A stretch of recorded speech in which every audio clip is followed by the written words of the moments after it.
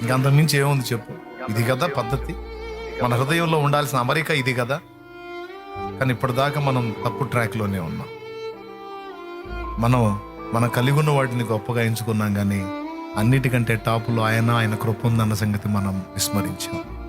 ఎంత శాశ్వత కృప చూపాడో చూడు. పర్వతాలు తొలగినా, మెట్టలు తత్తరిల్లినా నా కృప నిన్ను విడిచిపోదన్నాడు.